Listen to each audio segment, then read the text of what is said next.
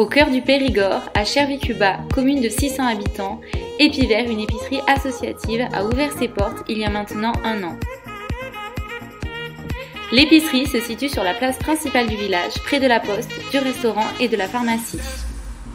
Loin des PGC présents dans les GSA, Marina et May, membres fondatrices du projet, ont accepté de nous éclairer sur ce nouveau type de commerce de proximité. Bonjour. Alors, pouvez-vous nous expliquer brièvement le fonctionnement de l'épicerie participative? L'Épivert est donc un groupement d'achat de citoyens qui se sont regroupés en association. Donc c'est un fonctionnement associatif et participatif. Les décisions se prennent de façon collégiale. On est regroupés depuis, l'association a été créée au mois de septembre et nous avons ouvert donc au mois de novembre donc sous cette forme associative, pour l'instant dans un local qui nous est prêté par le boucher qui est à la retraite. Comment vous est venue l'idée d'Épivert? Alors, c'est Mike qui a eu cette idée. Il a regroupé un certain nombre de personnes qui étaient au marché de Chervy-Cubat, où on ne se connaissait pas forcément. La première réflexion, c'était de se dire qu'on faisait beaucoup de kilomètres pour aller chercher des produits bio et locaux, et chacun de son côté, et que donc c'était pas très écologique, et en même temps c'était une perte de temps pour beaucoup de gens.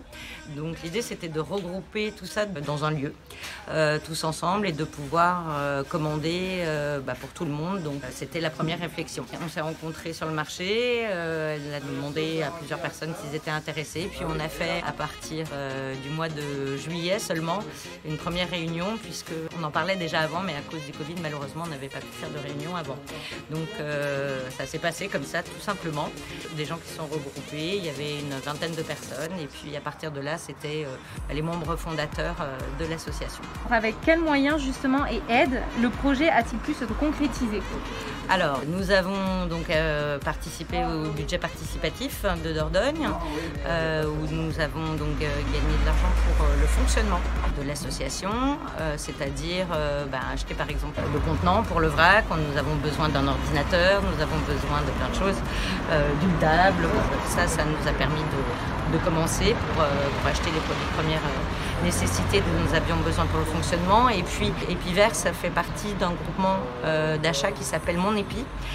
Ce sont des épiceries en milieu rural en général. Il y a à peu près 160 épiceries en France à l'heure actuelle qui nous proposent un logiciel. On a déjà un logiciel qui est clé en main. Et grâce à ça, on peut commander sur des plateformes bio, en général, ou de produits de proximité, de produits locaux. Ensuite, Mon Épi a aussi un crowdfunding qui s'appelle Bouge ton coq. C'est justement pour donner un coup de pouce aux nouvelles épiceries pour pouvoir investir un peu plus dans le fonctionnement.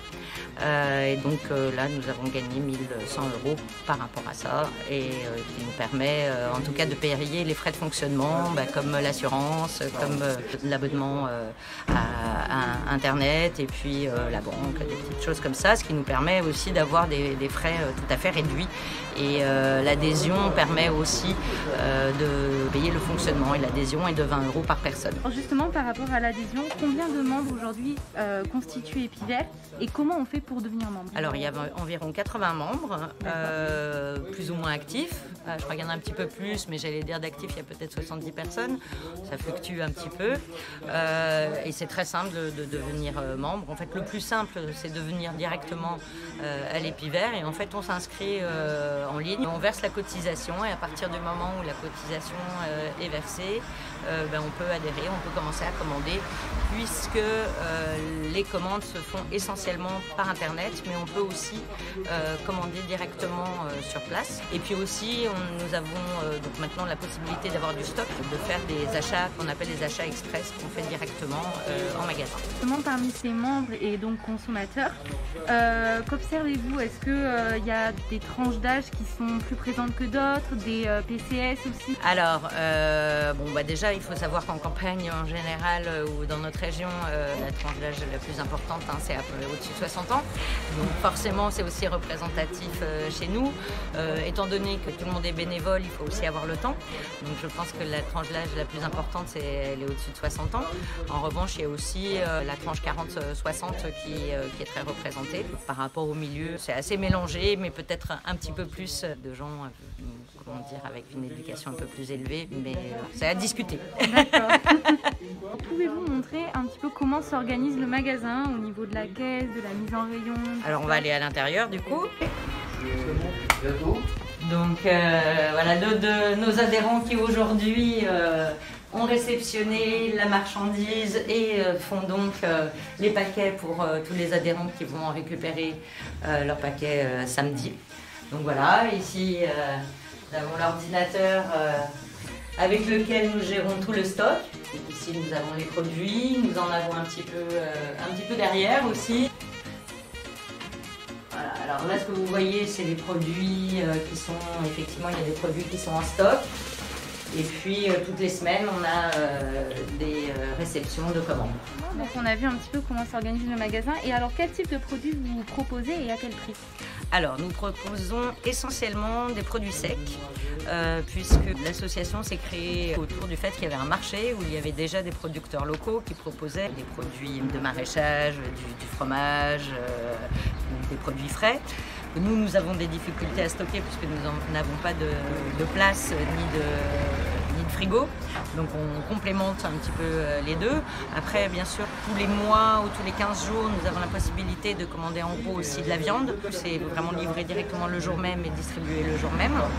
Donc essentiellement, ce sont des produits soit bio, soit locaux. On fait attention à ce que ce soit éthique, évidemment. Soit nous passons par une plateforme pour certains produits que nous ne pourrions pas trouver en local, mais par exemple, nous trouvons de la farine en local, des lentilles, des oignons. Par exemple, nous avons des oignons parce que la maraîchère n'a pas d'oignons. Le choix par rapport au prix, nous ne faisons pas de marge. Donc après, c'est vraiment le prix producteur ou le prix distributeur de gros que nous avons. Et nous essayons à chaque fois de trouver le meilleur rapport qualité-prix. Comment s'organise la répartition des tâches dans l'épicerie? Qui s'occupe de quoi en fait?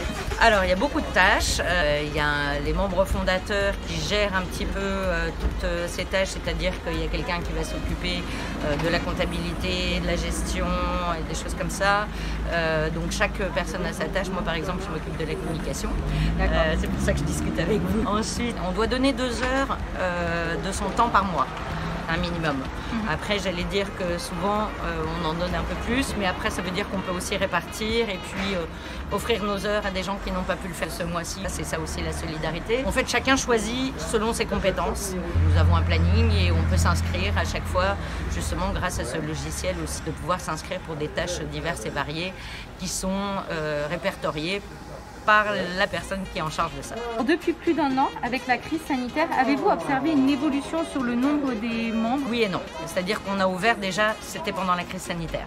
On est très content d'avoir pu ouvrir à ce moment-là parce qu'on se rendait compte que finalement les choses essentielles c'était autour de la nourriture. Donc je pense que petit à petit le chemin s'est fait et si on a pu créer cette association, c'est que beaucoup de gens se rendaient compte qu'ils n'avaient plus envie d'aller loin ou de payer cher pour de la nourriture de qualité. Le bouche à oreille aussi c'est fait et j'allais dire pandémie ou pas pandémie, ça n'a pas vraiment changé, ça donnait juste peut-être un petit coup de pouce pour démarrer et pour avoir envie d'aller dans ce sens-là. Épiver, selon vous, a-t-il permis de créer un lien social fort entre les membres ou habitants du village? Alors par rapport aux habitants du village, c'est peut-être un petit peu plus compliqué de le dire puisque en fait finalement les adhérents sont les gens qui sont 10 km autour de Chervé-Cuba.